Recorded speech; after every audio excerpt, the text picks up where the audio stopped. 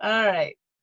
Hi there. I am Kim Reset, and this is the beginning of my Let's Doula This little mini classes that I'm going to be preparing for postpartum and pregnancy and beyond. So today I am covering a really interesting topic. It is the topic of placenta ingestion and the benefits of that. I know we have half the people going, ah, and half the people going, really? And my guest speaker today, I'm really excited for. Her name is Jenny West. She is a licensed home birth midwife. She owns, you could call it Tubs and Teas. It's a Purple Thistle Tea Company. Right. That has a lot of really great herbs and tinctures. So if you are interested in any of that, go see her her website. It's full of really good healthy stuff for pregnant mamas and nursing mamas. And she also, the reason she's here today, is the author of The Natural Healing Power of the Placenta, which is a great book. Jenny, can you get these? I think you can get them on Amazon. Can you get them on your website? No, okay. Only place you can get them is through the website, because I learned that when you get an ISBN number, you sell the rights to own any part of your book. Okay, good to know. Good to know. Yeah. So if you want this wonderful book, which really is a great book, and it's a really easy read, very small, but it really is a great read. Please go to Jenny's website, and you can get it from her there. So the first question I have, Jenny, is what are the different ways people can ingest their placenta if they are interested in that? Well, the short answer is they can ingest it any way they like. Sure. Yeah. Okay. The most common approaches are fresh frozen, fresh dehydrated, steamed dehydrated, and ground up and put in capsules. And then if you're from Europe, they cook with it just like you would cook with any other piece of meat and add it to pasta and whatever. For some reason, my brain can't quite go there. Sure. But it's very common in Europe to use the placenta. So in that case, then the whole family is getting the benefits of it as opposed to just the mom. Is that correct?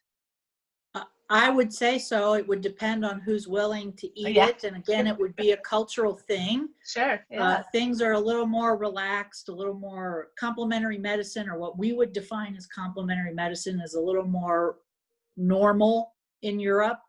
So yeah, you might grow up knowing that when somebody has a baby, you have this special meal afterwards that includes the placenta, and not be wigged out about it. Yes, yeah, absolutely. So I know as a doula, most of my clients that I do their placentas for is the encapsulated. Is there, which is dehydrated and then encapsulated, and I use the lemon and ginger way of steaming it so that it seals in the healing properties. But is there a huge difference in the benefits if you do it that way as opposed to the fresh frozen? I'm going to say yes. Here's the typical response I give as the midwife when somebody asks me, why would I put it in a smoothie and drink it that, shouldn't I put it in a capsule? And yeah, the benefits and the drawbacks are outlined in the book. And of course, I think you can also look it up because everything's on Google. The part I like about fresh frozen in a smoothie is that the person ingesting it can control the dosage completely. Right. They know what they're feeling, when they're feeling it, they feel it sooner. The biggest drawback I see with encapsulation is it can take anywhere from 24 to 72 hours, so 1 to 3 days, before the person taking the capsule sees or feels a difference. Sure. And I say see in that usually full breasts, having more than enough milk is one of the indicators that you're taking too many smoothies or too much of the encapsulated powder. When I have clients that know they suffer from postpartum depression, survived it in the past, which is one of the reasons I wrote the book, was I was appalled to learn how much shame and fear there was around admitting how bad they felt. They kept it a secret even from me, their midwife. I'm the one you're supposed to tell. But it was so like a culture thing that it's like I have to suck it up, and I was unaware. So when I learned about it doing interviews for the book, I was mortified. They would, because they were told they had to encapsulate it, that was the piece of information these women who were doing placenta ingestion secretly, that was the piece of information they knew. It took them a week because they were so depressed. They could only do one step a day and then be so exhausted they had to go back to bed. So again, there's a vote for the having your birth attendant or your family member, somebody who knows you, rinse the placenta, cut it up into grape-sized pieces. You can make them smaller if you want, if you feel like you want to have lots of servings. Sure. Sorry.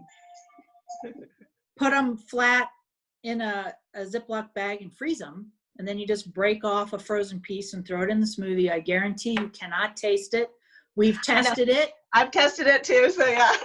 I really thought I was at a birth that the baby came real early and she had orange juice. There was no frozen fruit, no bananas, nothing. Yeah. And it's like, oh, we're going to be able to taste this now. I just was sure. Tastes like orange juice, can't taste it. But when women feel it, I have a lot of clients who tell me it's sort of like getting a Starbucks coffee. In about 20 minutes, you can feel that caffeine hit. Right. I hear from them in about 20 minutes, they feel more themselves. I love it. Yeah. So, yeah. And so how many should, let's say in the, maybe it's different in like between the first week and the second week, but how many smoothies a day should a new mama be taking or be doing? Oh, I wish there was a short answer. We start with one a day. Okay. And of course, because I'm a midwife, I encourage them to put some protein in there, Greek yogurt, protein powder, something. Yes. Because sometimes getting food while you're taking care of a new baby, getting calories is a challenge. Yes. So one a day. My record, I'm trying to think of my clients, because my clients teach me so much. I think the most anybody's ever done is 4 smoothies a day. Okay. But also had a history of depression, not just postpartum, but in general in her family. So she had felt what it's like to do nothing and have postpartum depression. So she was very aware of like the oncoming symptoms. Yes. So when she would feel that happening, she would just blend up a smoothie. Some of my clients, the partner, before they go to work, does the whole blender. So there's a blender full of smoothies. So there's 3 or 4 or 5 frozen pieces in there. Okay. And then she just drinks it throughout the day. Every time she's up or through the kitchen, I have one client that just drinks right out of the blender. But, you could always pour a glass and take it back to the bedroom. And while you nurse, you can drink a placenta smoothie. So you got to do what works at your house. And I also learned through this book, which to me, part of me was like, how did I get this old and not know this? But nobody ever talked about depression. It was sort of one of those taboo topics. Right. And we all thought we knew what depression looked like. Right. And that's not true. It manifests in a million ways. So now I've gotten so that if I'm concerned doing postpartum visits, I often ask the family members, does she seem like herself? Mm-hmm. Because they often know just through observation, something is not quite right, or she's not herself, or I get some bits of information that then I can say, so would you agree with that? So that we can start a conversation about how are you feeling? And is this what you thought it was? So the first 3 or 4 clients that taught me that ingesting a placenta was night and day for postpartum Yeah. were women who were doing it in secret. Don't tell anybody. They even leaned forward during their home visits. Don't tell anybody. They were so, the whole fear of being shamed and thought Sure. just too weird for words was huge. Right. And yet, and of course, part of me, I went right there, oh, of course you're eating your placenta. I went right there, I'm willing to admit it. I thought, okay, we've slipped into crazy. And yet what I noticed by caring for these clients was that they were themselves. Their milk came right in. Their milk supply was perfect. It was great. They had energy.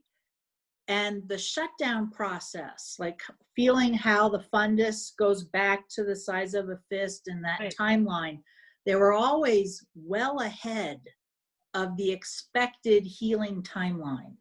Nice. Their bleeding shut down sooner, their uterus involuted sooner. And then my favorite one is I had an astrophysicist dad that was sort of like, okay, we'll just like sell the house after we do the placenta preps. We'll just sell the kitchen and we just won't touch anything anymore. Clearly quite wigged out about it. He came to me afterwards and he says, when you talk to people about this, you should tell them it's a zero risk proposition. Yes, you could be crazy or you could be right. They should try it. He couldn't get over the difference in how, because this was like baby 3 or 4. Oh, So wow. she had some concerns about the recovery. Yes. He didn't say anything until afterwards. And he was at one of my first presentations and he looked right at all the men in the room and he says, do it. You get your wife back right away. Wow. That's a pretty That is a good statement. Yeah. And so practical. Yes. Yeah. That, so again, there's some people are going to say, oh, there's research that debunks all this. And I too have seen these articles that show up that say, oh, don't ingest your placenta because it doesn't really do anything. It's all placebo. Well, as a midwife, I would also say, I don't care why it works. If it's all the power of positive thinking and you believe ingesting your placenta is going to make you feel better and you feel better, who cares why? Right. Right? Absolutely. I can just report the anecdotal and observational evidence that I get from my clients, what I see as a midwife and what they tell me about previous postpartum experiences and this one. And I can't say every single one of my clients ingests their placenta, but I can count on one hand the number who don't. And their placentas are in my freezer just in case. Just in case. That's what I always tell my clients. If you have that, oh, I don't think so, I said, please just take it home, freeze it. And if you need it, then it's there. Because you're right. Postpartum depression is not a joke. It's a very serious issue. And it's one I'm very adamant about, especially now with COVID and moms not being able to get the support they need, and their births not looking exactly like what they thought they were going to look like if they're having a hospital birth. And so I say, please just at least take it home and have it just in case. Right. But you started answering the next question I had, which was no, that's great. The benefits of ingesting your placenta is more than just the help with postpartum issues, postpartum depression, feeling better emotionally, feeling more like yourself. What are the other benefits? I love this. This I stole from your book, but this is like, talks about I give this to all my mamas, but it talks about the different parts of the placenta that can help, like the prolactin, which helps promote lactation, is part of the placenta. So what other things does it help with? And see, you probably have more information in front of you than I have in my head. Right. Oh, yeah. I can make sweeping statements like, because of the hormonal factors of the placenta, right, it's going to support the huge hormonal changes. We're going to put a pin in that. I want to loop back to, if you freeze your placenta to save it for later and decide you need it, you are now obligated to prepare it through encapsulation. Because once it's defrosted, it's defrosted. Now, you can eat the whole thing in a couple days, just like any piece of defrosted meat. I've had a Oh, handful of clients do that. yes, yes. But most people who end up ingesting their placenta later, and 12 weeks seems to be one of those windows that sometimes it's now a good idea. I've Okay. noticed that. Now you are gonna steam it, dehydrate it, grind it, and encapsulate it, and then you can take it throughout. Oh, and Right. one of the other benefits of doing that type of preparation is that you can save some of the capsules, well labeled, in the freezer, well sealed and well labeled, because think about it, when's the other big hormonal shift for women? Yes. It's menopause. Menopause, yes, yeah. So there's been lots of research about placenta tincture, seems to be more popular for menopause, but your own placenta is going to do more for you than somebody else's. Somebody else's is okay in a pinch, which is why I have frozen ones in the freezer. If somebody calls me late in postpartum to say, can I have some placenta now? We can arrange it. Yeah. So back to the hormones. Yes. Yeah. Yeah. That is what's going on. Day 3 is the biggest hormonal shift any woman experiences. It's even bigger than when you start your period, because you're shifting from being pregnant to all nursing all the time. And we know this routinely. Day 3 is when this shift happens. It's a little shorter if you're an experienced mom. It might be a little longer depending on how long you had an epidural in. If you had a hospital-based birth and had access to those types of medications. But when your milk is coming in, when Dolly Parton is arriving and your breasts are full, that's also an incredibly roller coastery hormonal day that some people don't talk about, which I was always shocked. And then it's like, oh, but if 99% of the population births in the hospital, there's no one around to see what happens at your house on day 3. It was only through the home birth midwifery model. Yes. That, and having that feeling that you could call your midwife about anything, that we started to see this very pronounced, predictable pattern. So I tell all my clients ahead of time, I tell them at the 36-week home visit, day 3 is going to be a little bit of a challenge. And you are going to be weepy and you're going to be happy and you're not going to know why, and that's totally normal. So having the placenta for that day also brings down the highs and it brings up the lows and makes you feel more normal.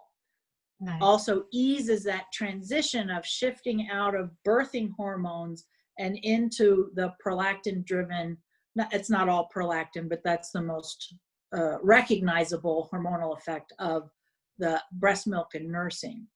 Right. I do also have clients that do both, that they do the fresh frozen like for the first 5 to 10 days. Yes. And then they'll shift to capsules. Because back to also talking about how it can take up to 3 days for the effects to reach maximum benefits, it can also take 3 days for it to let go, which the women who have decided, oh, I'm taking, 6 a day, I'm taking 9 a day, and then here they have these breasts that could feed the neighborhood. Now waiting 2 or 3 days for that to go away seems like a bad idea. So, go back to the fresh frozen if you have it. I would say feeling like you have too much milk is the most uncomfortable, inconvenient, and most common indicator that you're probably ingesting a little too much placenta. I can't say I've ever had anybody that seems hyper, like they feel so good. Although the very first woman I ever saw as a midwife was taking her placenta powdered. She dehydrated it, powdered it, and she just put a pinch in every drink. And I didn't know this. Day 5 visit, I'm looking at her and it's like, I took this client late in my practice. Maybe she's on methamphetamines. Maybe she's a drug addict and kept it a secret. She was so energetic. And when I Wow. mentioned it, I said, wow, you seem to have a lot of energy. She goes, oh, well, it's because I'm eating my placenta.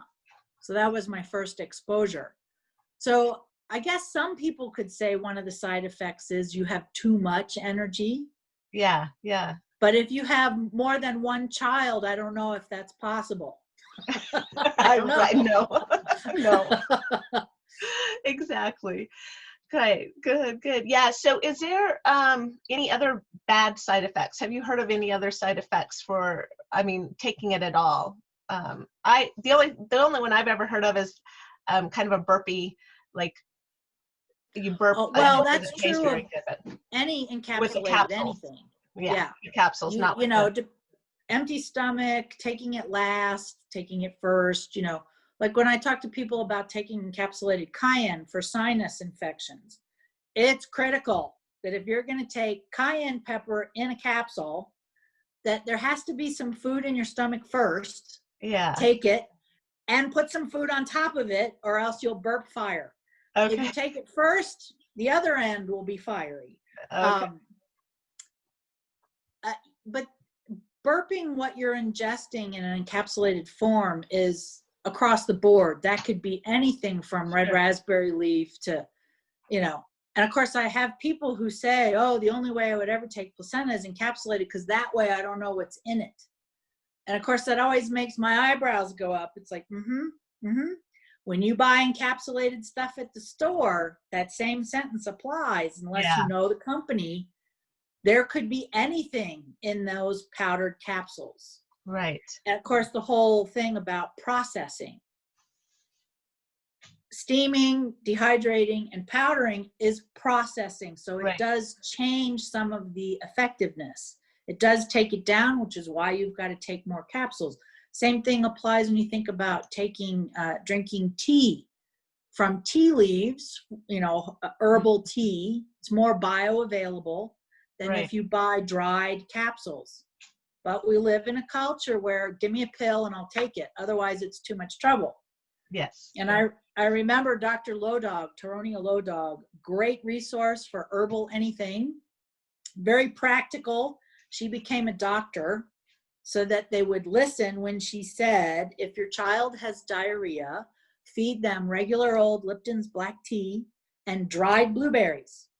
That will control the diarrhea, but still allow what clearly needs to exit the body to exit, but you won't have to live in the bathroom. So she became a doctor so that she could say sentences like that and people would believe her. She knew it before, but now she has MD after her name, so it must be okay. Love it. But yeah, I forget what I was going to say, which happens all the time. Any other side effects that you've heard from your clients? Negative side effects? We were talking about, I was talking about drinking tea versus taking a pill. And Dr. Lodog was the first one that said to me, the very person who says, I don't have time to make tea is the person who needs to take the time to have the ritual of waiting for the water to boil, even if it's an electric kettle, and just breathe for a few minutes and reset. And it's like, that's brilliant. The act of making a cup of tea lets you reset. And it is more bioavailable. It's going to do you more good than taking a capsule of whatever somebody told you should be taking. Right. But of course, I also know from my clients that if you're never going to make a cup of tea, the bag of loose tea leaves sitting on the counter serves no one. Yes. So then we switch to taking the capsules so they get some benefits. So you got to figure out who you are and what you're willing to do. Nice. Very good. So let's see, side effects. Really, the only ones I observe and hear about consistently are I suddenly have too much milk. And if they're taking capsules, I tell them you got to stop taking any capsules for a day and then start with half of what you were taking when this happened, and then build back up and let your breast and milk supply size sort of gauge where you need to be. Very good. Because of course the hormones are shifting too. Nobody talks about day 10. I was going to say there's more than just day 3. Yeah. There's day 3 where the hormones are shifting. You're officially no longer pregnant. there will be a lot of crying. Anybody who has a husband or a male partner who's used to having to be the fix-it person, just tell them ahead of time that you can't fix day 3. The best question I ever heard a dad say was, honey, would you, as he put his arm around his wife, honey, would you like to cry in the living room or would you rather cry in the bedroom? That's how much control you have over this. And she says, I want to cry in the bedroom. So we went to the bedroom.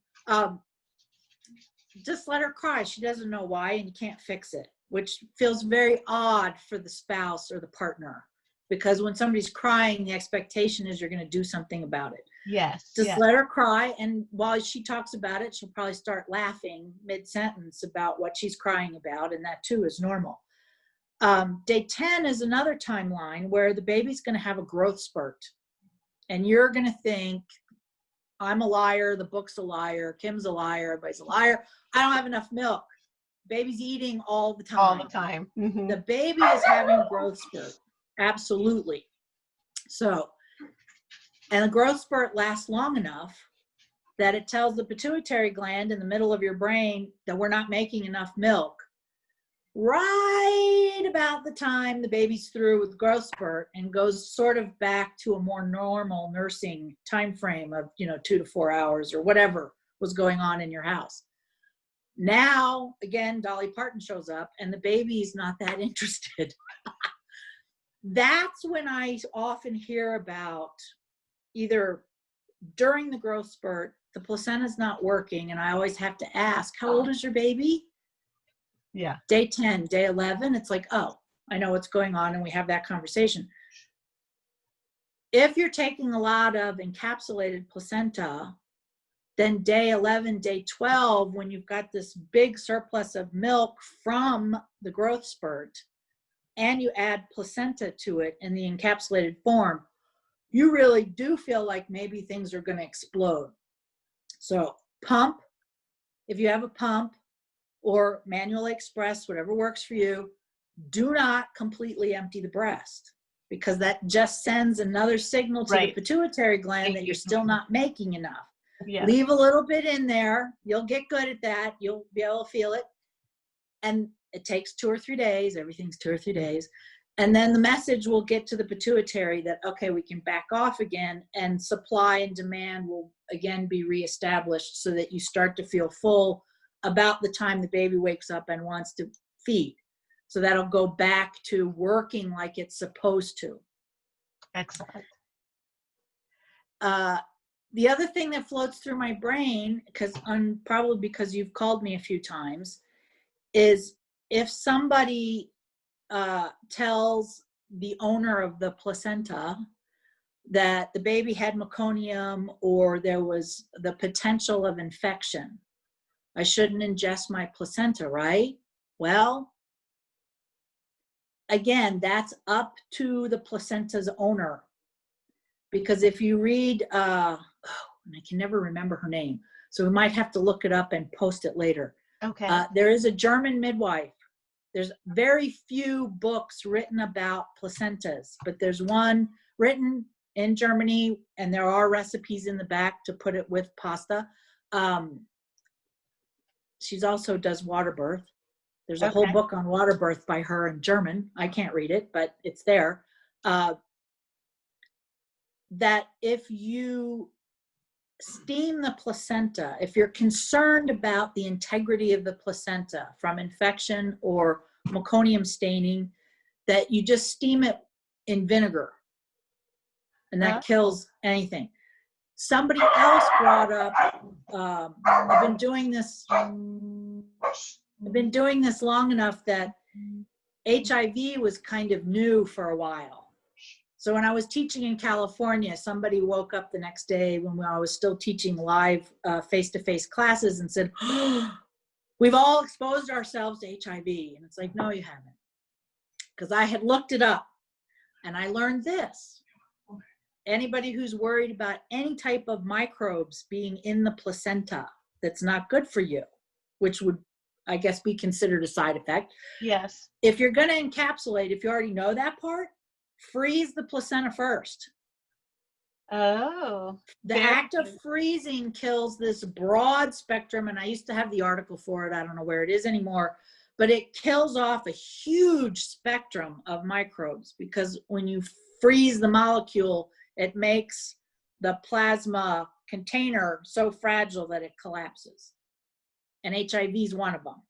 Oh, wow. And Okay. now you're going to steam it. So anything that the freezing didn't kill, Right. high temperatures of steaming for 15 minutes also does it. Because Okay. you and I are big fans of doTERRA and essential oil therapy, I also have no problem not only adding, the lemon and the ginger, I'll add On Guard, Okay. which is completely ingestible and kills, bacteria, strep, E. coli, all kinds of things. Yes.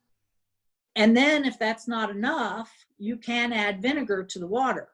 Now, I've also learned that since nobody does any canning anymore, or nor do they make their own pickles, you have to warn somebody that if you're going to put vinegar in boiling water, do not put your face over the pan and Yeah. breathe in the steam.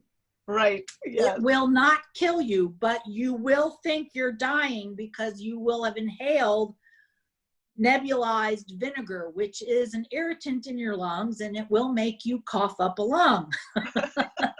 Don't do it. Yes. Yeah. Yeah. The other answer to that is that if you don't feel comfortable ingesting your placenta, then don't. Right. Okay. Just because you thought you were going to do it, now you are concerned because of somebody said something about meconium staining or whatever, then Right. don't do it, Right. Yeah. Okay. But Good. there are ways around it. I love how you anticipate my questions, because that was going to be my next question. I love that. That's Oh, awesome. good. That's great. That's great.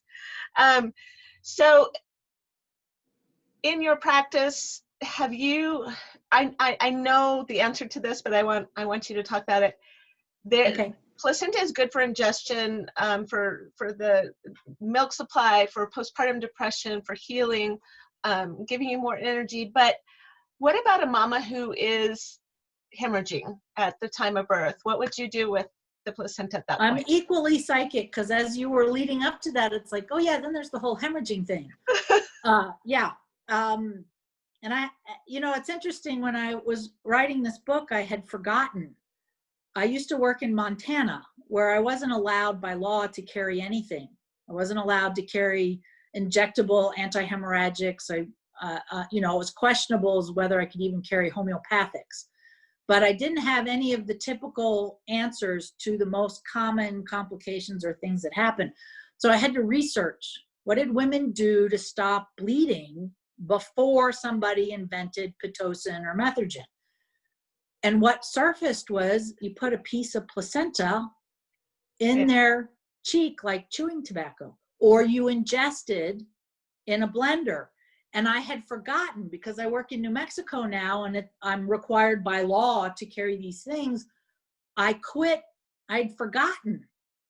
I used to always have a little can of tomato juice, like those little 6-ounce cans, so that if I had to cut a piece of placenta off the placenta, throw the tomato juice in the blender, because I believed that you could taste the placenta, so you had to mask it. And, since it was red, let's drink red juice. Right. Didn't understand that I could have used anything. Yes. That I always had that as a backup, because I also worked very rural, in a very rural area, that, I either had to be able to fix what was happening with a Band-Aid, or often we had to call a chopper.